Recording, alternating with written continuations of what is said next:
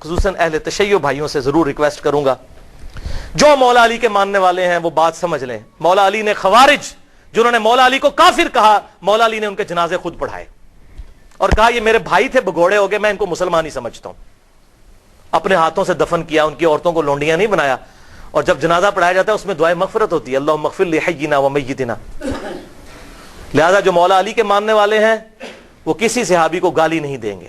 ہاں جو بنو امیہ کے ماننے والے ہیں تو یہ بدعت انہوں نے ہی شروع کی تھی، تو وہ ان کے ماننے والے ہیں، ٹھیک ہے، وہ اپنی نسبت ان کے ساتھ قائم رکھیں. ہم تو الحمدللہ مولا علی کے ماننے والے ہیں، ہم بنو امیہ کے ماننے والے نہیں ہیں، اور نہ ہم معاویہ بن ابی سفیان یا عمر ابن عاص یا مغیرہ ابن شعبہ رضی اللہ عنہم اجمعین ان کے ٹریک پہ چڑھنے والے ہیں. ان کی اللہ تعالیٰ کا ان کا معاملہ اللہ کے سپرد، لیکن ان کی ان غلط چیزوں کے اوپر ہم چلنے والے نہیں. ہم حضرت علی کے ساتھی ہیں، ہم کسی بھی صحابی کو برا نہیں کہیں گے انشاءاللہ. لہذا توبہ کریں. جو بھی آپ کو رافضی نظر آئے، صحابہ پر لعنت کرتے ہیں، کو تم حضرت معاویہ کی پارٹی کا آدمی ہے، تو مولا علی کی پارٹی کا آدمی نہیں ہے، اس لیے تو یہ کام کرتا ہے. وَلِعَاذُ بِاللَّہ. آخری مثال سن لیں، یہ وہ ٹروتھ ایکسپوزنگ مثال ہے جس سے آپ کو پتا چلے گا کہ حضرت علی کو ممبروں پہ گالیاں کیوں ہی نکالتے تھے. اگلے دن میرے والد صاحب بھی مجھ سے پوچھ رہے تھے کہ جی یہ گالیاں کیوں نکالتے تھے، کیا ملتا تھا؟ سوال تو بڑا زبردست ہے. اتنے سال تک گالیاں نکالتے رہے، ان کو ملتا کیا تھا حضرت علی کو گالیاں نکال کے؟ Brain washing. لوگوں کے دلوں سے وہ خلافت راشدہ کو بچانے کی آخری کوشش نکل جائے تاکہ ملوکیت محفوظ رہے. یہ تھی وجہ، اور وہ آپ کو اس حدیث میں پتا چلے گی. سنن نبی داؤد 4131. شیخ البانی بھی نے بھی صحیح کہا، زبیر علی زئی صاحب نے بھی صحیح کہا. اس میں آپ کو یہ بات پتا چل جائے گی حضرت حسن کے بارے میں. سیدنا مقدام بن مادی رضی اللہ تعالیٰ عنہ بڑے جلیل القدر صحابی ہیں. انہی سے وہ ابو داؤد میں حدیث ہے کہ مجھے اللہ تعالیٰ نے قرآن اور اس کی مثل عطا کیا، یعنی سنت. مقدام بن مادی یہ حضرت میر معاویہ کو ملنے کے لیے گئے شام میں، اور وہاں پر بیٹھے ہوئے ایک خبر آئی تو حضرت میر معاویہ نے کہا مقدام تجھے پتا ہے کہ حسن فوت ہو گئے ہیں؟ تو حضرت مقدام نے کہا انا للہ و انا الیہ راجعون. ایک مسلمان کے مرنے پہ یہی کرنا چاہیے نا. لیکن حضرت حسن فوت نہیں ہوئے تھے، قتل کیے گئے تھے. المصنف ابن ابی شیبہ میں موجود ہے انٹرنیشنل نمبرنگ کے مطابق 37,359، اور المستدرک للحاکم میں پورا چیپٹر ہے حضرت حسن کو زہر دیا گیا تھا. وہ زہر کیوں دیا وہ آپ کو پتا چل جائے گا. شہید کیا گیا بڑی چھوٹی سی عمر میں 49 ہجری میں. تو حضرت حسن کی وفات کی خبر پہنچی تو مقدام نے پڑھا انا للہ و انا الیہ راجعون. تو حضرت معاویہ نے کہا کہ مقدام تو حسن کے مرنے کو امت کے لیے مصیبت سمجھ رہا ہے؟ استغفر اللہ، اللہ اکبر، استغفر اللہ. اب جب انہوں نے یہ بات کی تو انہوں نے کہا میں حسن کی وفات کو مصیبت کیوں نہ سمجھوں. میں نے خود دیکھا حضور صلی اللہ علیہ وسلم دائیں طرف حسن کو بٹھاتے تھے اور بائیں طرف حسین کو، اور کہتے تھے حسن مجھ سے ہے، حسین علی سے ہے. اور تو کہہ رہا معاویہ کہ میں حسن کی وفات کو مصیبت شمار نہ کروں. اور پھر حضرت معاویہ کا ایک چمچہ وہاں سے بولا حسن جو ہے وہ آگ کا ایک انگارہ تھا، اللہ نے اسے بجھا دیا. اللہ، یہ او خدا کے لیے میرے شیعہ دوستو سمجھو یہ کون سی پارٹی ہے جو صحابہ کے بارے میں بکواس کرتی ہے. اگر آپ واقعی شیعہ نے علی، آئی ایم شیعہ پولیٹیکلی، جیسے امام شافعی نے فرمایا تھا اہل بیت کی محبت کا نام رافضی ہونا ہے تو میں رافضی ہوں. رافضی صحابہ کرام پر لعنت نہ کرے کوئی شیعہ، وہ تو حضرت علی کا ماننے والا ہی نہیں، وہ شیعہ علی ہے ہی نہیں، وہ شیعہ معاویہ ہے. تو یہ دیکھیں وہ چمچہ کہتا ہے حسن آگ کا انگارہ تھا، اللہ نے بجھا دیا. اللہ اکبر. مقدام نے کہا اللہ کی قسم معاویہ تو نے میرے دل کو آگ لگا دی ہے، میں اس وقت تک یہاں سے نہیں اٹھوں گا جب تک کہ تجھے آگ نہ لگا دو. یہ ہے انڈر پروٹیسٹ اور اعلان حق جابر حکمران کے سامنے غلط بات کو غلط کہنا. میں تجھے آگ لگا کے یہاں سے اٹھوں گا. معاویہ اللہ کی قسم اگر میں جھوٹ بولوں مجھے یہاں پر ٹوک دینا، اگر میں سچ کہوں تو مجھے بتا دینا. سن معاویہ میں تجھے اللہ کی قسم دے کے پوچھتا ہوں، کیا رسول اللہ نہیں فرمایا تھا کہ سونا مرد کے لیے حرام ہے؟ حضرت معاویہ نے کہا ہاں کہا تھا. اللہ کی قسم دے کر پوچھتا ہوں، کیا حضور صلی اللہ علیہ وسلم نے مرد کے لیے ریشم کو حرام نہیں فرمایا؟ کہا تھا. اللہ کی قسم دے کر پوچھتا ہوں کہ آپ صلی اللہ علیہ وسلم نے درندوں کی کھالیں اور متکبرانہ لباس اور درندوں کے اوپر سواری کرنے کو حرام نہیں فرمایا تھا؟ حضرت معاویہ نے کہا ہاں کہا تھا. ان کا معاویہ یہ تینوں کام تیرے گھر میں ہوتے ہیں, تینوں حرام کام ہوتے ہیں تیرے گھر میں. وہ جو میں نے کہا نا انڈر پروٹیسٹ. حضرت معاویہ نے کہا مقدام مجھے پہلے ہی پتا تھا میں باتوں میں تجھ سے جیت نہیں سکتا. تھی سانو حدیث سنا دو جی امام حنیفہ کے مقابلے نبی دی حدیث آ جائے, ایتھے ویکھو اتنا ہی کافی ہے. تو انہوں نے جب یہ حدیث بیان کی پھر کہا کہ لاؤ مقدام کو کچھ مال دو.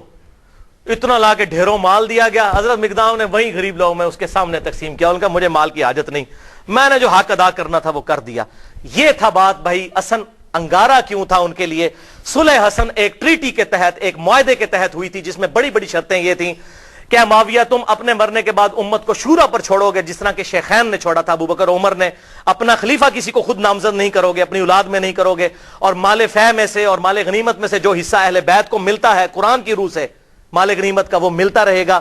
اسی طریقے سے تم جو ہے وہ میرے باپ کے اوپر ممبروں پر لعنت نہیں کرو گے, کیونکہ پہلے سے لعنت شروع ہوگی, شام کے گورنر تھے وہیں سے لعنت شروع کی تھی, یہ ختم کرو گے.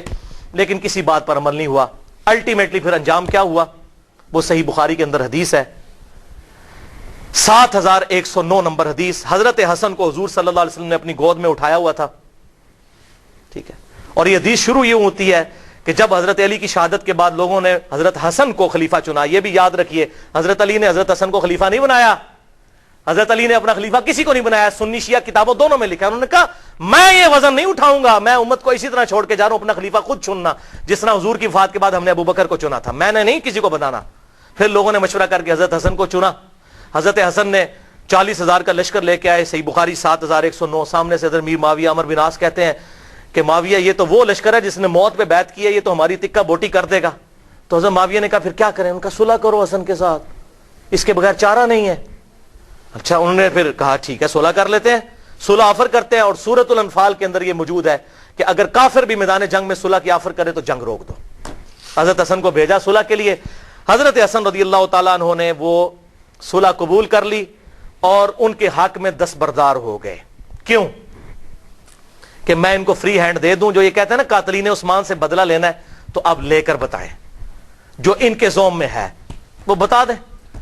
یہ نہ کہ میرے پاس خلافت نہیں تھی تو میں خلافت حوالے کرتا ہوں. اور حضور صلی اللہ علیہ وسلم کے الفاظ وہاں پر پھر وہ تابعی 7109 کہ حضور نے حضرت حسن کو گود میں اٹھا کر کہا تھا میرا یہ بیٹا سید ہے, اس کی وجہ سے اللہ تعالیٰ مسلمانوں کے 2 گروہوں میں صلح کروا دے گا, اس کی وجہ سے, یعنی یہ قربانی دے گا. حضرت امیر معاویہ نے قربانی نہیں دی ہے, حضرت حسن نے. اس کا اس کی وجہ سے 2 گروہوں میں صلح کروا دے گا. الحمدللہ حضرت حسن نے فری ہینڈ دیا کہ بھائی آپ دیکھ لیتے ہیں. آپ کا دعویٰ تھا نا وہ جس طرح آج کل ہے جی, وہ کہتا ہے جی مجھے حکومت دو, کہتا ہے مجھے حکومت دو, یہ لو جی حکومت پڑی آپ کر کے بتاؤ, لگ پتا جائے گا.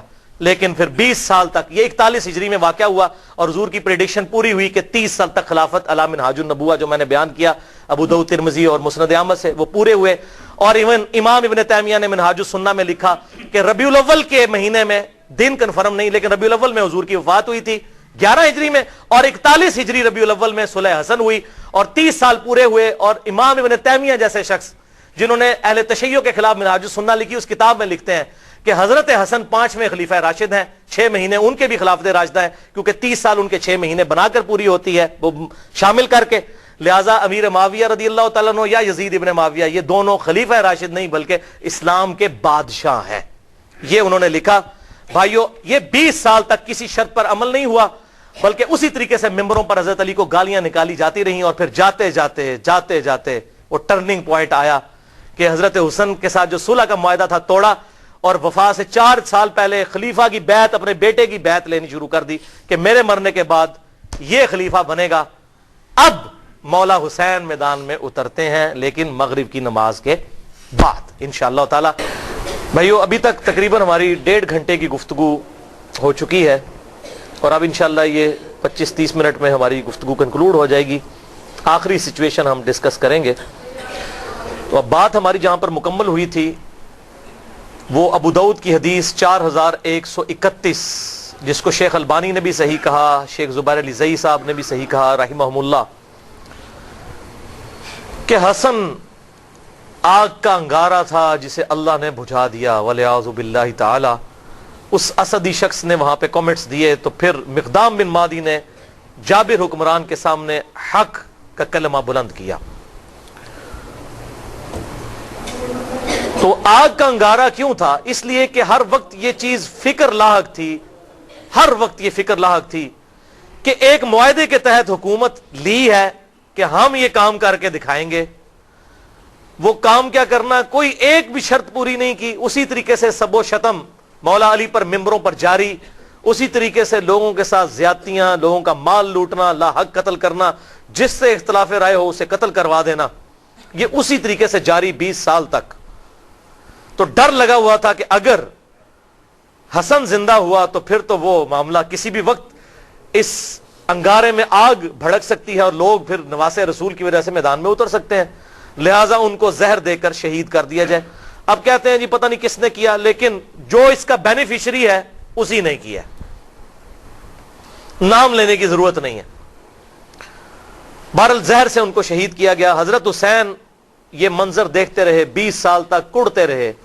انہوں نے کئی خط بھی لکھے حضرت امیر معاویہ رضی اللہ تعالیٰ عنہ کو کہ جو کچھ تم امت کے ساتھ کر رہے ہو، مجھ پر تمہارے خلاف قیام واجب ہو چکا ہے. میں ڈرتا ہوں میں اللہ کو کیا منہ دکھاؤں گا، لیکن میں اپنے بھائی کی صلح کا پابند ہوں کہ ٹھیک ہے چلو جاتے جاتے امت کے لیے کوئی معاملہ خیر کا ہو جائے گا اور امت کو شورا کے سپرد کیا جائے گا، شیخین رضی اللہ عنہما کی طرح، ابو بکر و عمر کی طرح رضی اللہ تعالی عنہما. لیکن یہ معاملہ پھر بگڑ گیا. حضرت امیر معاویہ رضی اللہ تعالیٰ عنہ کی وفات 60 ہجری میں ہوئی. حضور صلی اللہ علیہ وسلم کی وفات کے تقریباً 50 سال کے بعد، وفات سے 4 سال پہلے انہوں نے اپنی زندگی میں اپنے بیٹے کے لیے بھی بیعت لینا شروع کر دی. ایک وقت میں 2 خلیفوں کی بیعت، جبکہ صحیح مسلم میں حدیث ہے انٹرنیشنل نمبرنگ کے مطابق 4799 کہ اگر ایک خلیفہ کی موجودگی میں دوسرے خلیفہ کی بیعت کی جائے تو دوسرے کو قتل کر دو. وہ تو واجب القتل ہو چکا تھا. ایک وقت میں 2 خلیفوں کی بیعت تو نہیں ہو سکتی. اور یہ کوئی تاریخی روایت نہیں ہے. تلوار کے زور پر پوری دھونس کے ساتھ بیعت لی گئی. کہتے ہیں اس صحابہ نے بیعت کر لی تھی، یہ کر لیا تھا. وہ اب آپ کو میں پول کھول کے بتاتا ہوں. صحیح بخاری میں انٹرنیشنل نمبرنگ کے مطابق 4827 نمبر حدیث. یہاں پر یہ بات یاد رکھیے گا، بیعت دل سے ماننے کا نام ہے، زبردستی نہیں ہو سکتی. بخاری اور مسلم کی متفق علیہ حدیث ہے، سعد ابن عبادہ نے حضرت ابو بکر صدیق رضی اللہ تعالیٰ عنہ کی بیعت نہیں کی، اس کے بعد حضرت عمر کی بھی نہیں کی. لیکن ابو بکر عمر نے کیا تلوار رکھی ان کے اوپر کہ بیعت کرو؟ ٹھیک ہے، اختلاف رائے نہیں کرنی نہ کرو. بخاری اور مسلم کی متفق علیہ حدیث ہے کہ حضرت علی نے 6 مہینے تک ابو بکر کی بیعت نہیں کی. تو کیا معاذ اللہ ابو بکر نے ان کے ساتھ اس طرح کی کوئی زیادتی کی؟ بلکہ بخاری مسلم میں آتا ہے بعد میں معافی بھی مانگی. حضرت علی کا یہی اعتراض تھا کہ آپ نے اہل بیت کو مشورے میں شامل نہیں کیا. حضرت ابوبکر صدیق زاروں کے تار رو پڑے. یہ بخاری اور مسلم دونوں میں موجود ہے، اور میں نے اس پہ 2.25 گھنٹے کی گفتگو کی ہے. وصی رسول کون ہے اور حدیث قرطاس کا تحقیقی جائزہ، مسئلہ نمبر 55B کے نام سے. لہذا میں آج اس کو ایڈریس نہیں کروں گا. بخاری کی حدیث 4827 سورۃ الاحقاف کی تفسیر والے چیپٹر میں امام بخاری نے امت کو انجیکشن لگا دیا کہ پتہ چل جائے کہ ہوا کیا تھا امت کے ساتھ. محدثین کی یہ بہت بڑی خدمات ہیں کہ انہوں نے حق نہیں چھپایا، کیونکہ سورۃ البقرہ میں آیا ہے کہ جو حق چھپاتا ہے اس پہ اللہ کی لعنت، فرشتوں کی لعنت اور تمام لعنت کرنے والوں کی لعنت. اور ابو داؤد اور ترمذی میں حدیث ہے کہ جو لوگ دنیا میں حق چھپاتے ہیں قیامت والے دن اس حال میں پیش کیے جائیں گے کہ ان کے منہ میں آگ کی لگامیں ہوں گی کہ یہ حق بات نہیں بتاتے تھے. وَلِعَاذُ بِاللَّهِ تعالی.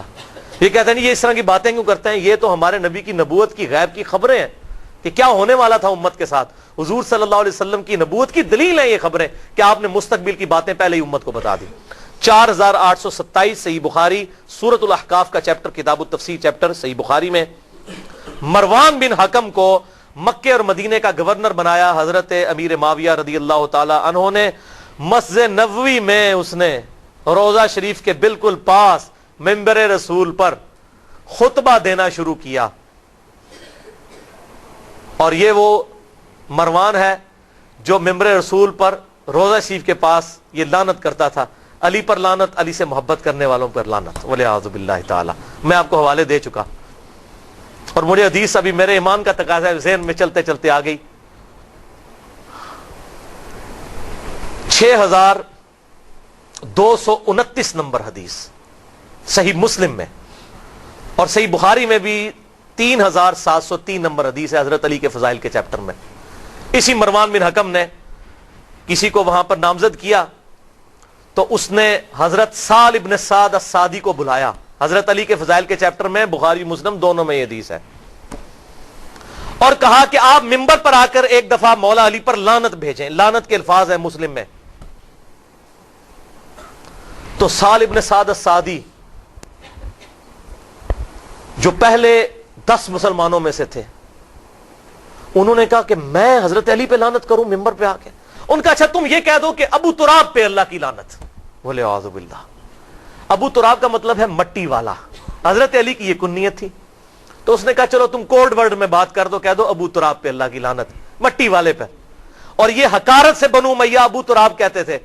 حضرت سال ابن سعد نے کہہ مارا. انہوں نے کہا واہ واہ، اوے مولا علی تو ابو تراب نام سے اتنا خوش ہوتے تھے، کسی اور نام سے اتنا خوش نہیں ہوتے تھے، اور تم کہہ رہے ہو کہ ابو تراب پہ اللہ کی لعنت.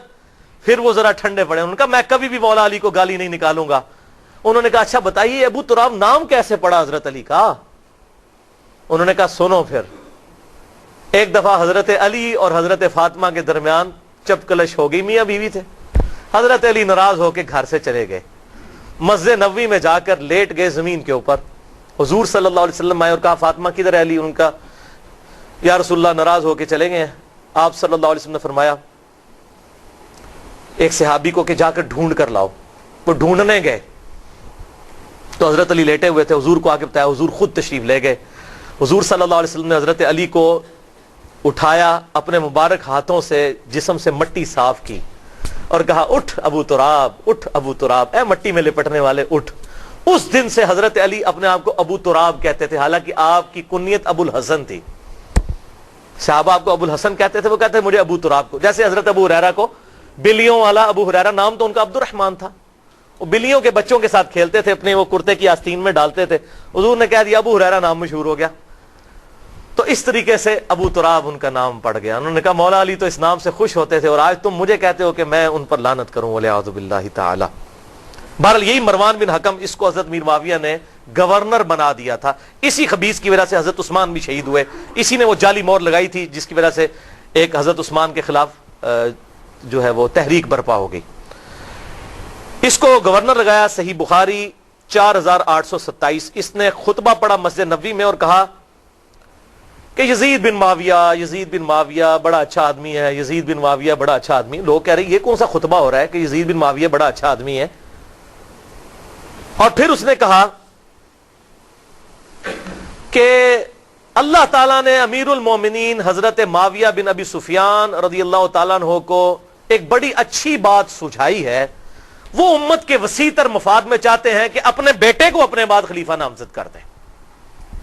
ادھر ہمارے حکمران بھی کہتے ہیں نا امت کے وسیع تر مفاد میں، پاکستان کے وسیع تر مفاد میں. اچھا، وہاں پر حضرت ابو بکر کا بیٹا کھڑا ہوا، عبد الرحمن بن ابی بکر، حضرت عائشہ کا بھائی. اور امام بخاری نے نقل نہیں کیا کہ اس نے کیا کہا. انہوں نے کوئی چوبے والی گل کی تھی. میں گل دسنا کیڑی ہے. اس نے ایک بات کی، انہوں نے صحابی تھے وہ، اور مروان تڑپ اٹھا. اس نے کہا پکڑو اس ابو بکر کے بیٹے کو. ایسی کی تیسی یہ لوگ حکمرانوں کے خلاف بولتے ہیں، کلمہ حق بلند کرتے ہیں. حضرت عبد الرحمن بن ابی بکر جو ہے بھاگ کے حضرت عائشہ کے حجرے میں چلے گئے. حضرت عائشہ اسی مسجد نبوی کے ساتھ حجرہ تھا حضور صلی اللہ علیہ وسلم کی قبر مبارک کے پاس. وہاں جا کر پناہ لی. تو مروان پھر بھی اس کا غصہ نہیں ٹھنڈا ہوا. باہر سے حضرت ابو بکر کی اولاد کے بارے میں اس نے الفاظ استعمال کیے. تو عبد الرحمن بن ابی بکر وہی ہے نا جس کے بارے میں قرآن میں سورۃ الاحقاف میں آیت نازل ہوئی ہے کہ یہ کافر کہتا ہے اپنے ماں باپ کو کہ تم مجھے کہتے ہو کہ مرنے کے بعد مٹی سے دوبارہ زندہ کیا جاؤں گا. یہ جھوٹے وعدے تم مجھے دیتے ہو. ابو بکر کے بیٹے کہ تیرے بارے میں آیت ہے، تو ہے وہ کافر. ولی اعوذ باللہ. حضرت عائشہ سے نہ رہا گیا. انہوں نے کہا اسکت، خاموش ہو جا. آل ابی بکر کے بارے میں قرآن میں کوئی آیت نازل نہیں ہوئی سوائے میری شان میں جو اللہ نے سورہ نور میں اعلان برات کیا تھا، مجھ پر تہمت لگی تھی. تو آج آل ابی بکر کے بارے میں یہ بات کرتا ہے. یہ تو تھی بخاری میں. اب اس کی حدیث کا ترک المستدرک للحاکم میں 8483، سنن نسائی الکبریٰ میں 1491 اور تفسیر ابن کثیر میں اسی جگہ پر امام ابن کثیر یہ سارے طرق لے کر آئے, اور فتح الباری میں صحیح بخاری 4827 کی شرح جو فتح الباری ابن حجر اسقلانی نے لکھی, انہوں نے یہ سارے طرق نقل کیے کہ وہ کہا کیا تھا. جب اس نے کہا نا اللہ تعالیٰ نے امیر المومنین کو یہ بات سجھائی ہے کہ وہ امت کے وسیع تر مفاد میں اپنی اولاد کو خلیفہ بنانا چاہتے ہیں, تو ساتھ اس نے کہا جیسا کہ ابو بکر نے بھی تو عمر کو خلیفہ بنایا تھا. تکو ذرا, کدھر ابو بکر, حضرت عمر کوئی حضرت ابو بکر کے بیٹے تھے؟ حضرت ابو بکر کے تو 2 بیٹے جوان تھے, محمد بن ابی بکر, عبد الرحمن بن ابی بکر. تو عبد الرحمن بن ابی بکر وہیں بیٹھے تھے. انہوں نے کہا او تو سیدھی طرح کیوں نہیں کہتا تیرا امیر المومنین معاویہ بن ابی سفیان کیسر و کسرا کی سنت کو زندہ کرنا چاہتا ہے, ابو بکر اور عمر کی سنت نہیں. ابو بکر اور عمر نے اپنی اولاد کو نہیں نوازا, اور تیرا امیر المومنین اپنی اولاد کو نوازنا چاہتا ہے. ابو بکر کا بیٹا تھا, جینز ابو بکر کے تھے. جوش میں انہوں نے جب یہ کلاس لی, پھر انہوں نے کہا پڑھو انہوں, بول رہا ہے اے گل ہوئی سی.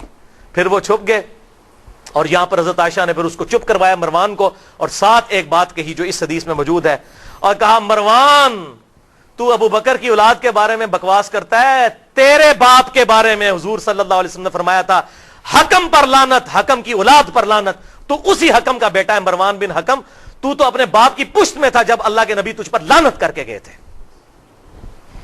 یہ حضور کی غیبی خبریں الحمدللہ. اور ایک اور غیبی خبر سنیں, مسند ابی یعلا میں انٹرنیشنل نمبر کے مطابق 6461, جسے شیخ البانی بھی صحیح کہتے ہیں, شیخ زبیر علیزئی صاحب بھی ٹھیک کہتے ہیں, کہ سیدنا ابو ہریرہ کہتے ہیں کہ آپ صلی اللہ علیہ وسلم نے ایک خواب دیکھا کہ آپ کے منبر پر بنو حکم, یہی مروان بن حکم اور اس کی اولاد, اچھل کود رہے ہیں. تو حضور بڑے غصے کی حالت میں گھر سے باہر نکلے, اور آپ نے کہا کہ میں نے بنو حکم کی اولاد کو اپنے ممبروں پر بندروں کی طرح اچھلتے ہوئے دیکھا ہے, یعنی میرے بعد یہ میرے ممبروں پر آ کر بیٹھیں گے. اور حضرت ابو ہریرہ کہتے ہیں اللہ کی قسم اس خواب دیکھنے کے بعد حضور صلی اللہ علیہ وسلم جتنے دن زندہ رہے, چند دن پہلے آپ نے خواب دیکھا, آپ کو کسی نے ہنستے ہوئے نہیں دیکھا. آپ اتنے غمگین ہوئے کہ یہ مستقبل میں ہونا ہے. تو آپ صلی اللہ علیہ وسلم نے امت کو پہلے ہی اس حوالے سے خبردار کر دیا. اور صحیح بخاری میں 3605 نمبر حدیث ہے, حضرت ابو ہریرہ کہتے ہیں کہ حضور صلی اللہ علیہ وسلم نے مجھ سے ارشاد فرمایا تھا کہ میری امت کی بربادی قریش کے چند نوجوان لڑکوں کے ہاتھوں میں ہوگی. اور حضرت ابو ہریرہ کہتے ہیں میں اگر چاہوں ان لڑکوں کے نام, ان کے قبیلوں کے نام, ان کے ماں باپ کے نام بھی بتا دوں, حضور مجھے بتا کر گئے تھے. بلکہ صحیح بخاری میں 120 نمبر روایت ہے, حضرت ابو ہریرہ اسی کانٹیکسٹ میں کہتے ہیں کہ میں نے حضور صلی اللہ علیہ وسلم سے 2 پیالے لیے, ایک تو میں نے تمہیں بتا دیا جو حدیثیں بیان کرتا ہوں, اور ایک چیز ایسی ہے جو تمہیں بتا دوں تم میری گردن کاٹ دو. کیوں؟ بنو امیہ حکومت میں تھے, انہی لڑکوں کے نام تو حضور بتا کے گئے تھے, انہوں نے امت کا جنازہ نکالنا ہے, تو تم میری گردن مار دو. یہ جو بات صوفی کہتے ہیں جی وہ علم لدنی تھا, وہ علم لدنی نہیں تھا, وہ ان لوگوں کے نام تھے. اگر علم لدنی ہوتا تو سلاسل, چشتیہ, قادریہ اور سہروردیہ میں ابو ہریرہ بھی کہیں پر ہوتے, وہ تو ہے ہی نہیں ہے کہیں. ٹھیک ہے جی.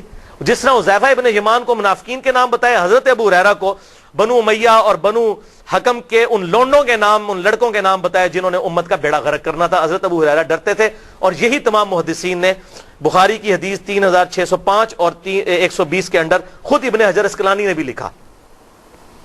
اور علم لدنی پہ میرا لیکچر ہے 55A, اگر کسی کو شوق ہو تو وہ دیکھ سکتا ہے.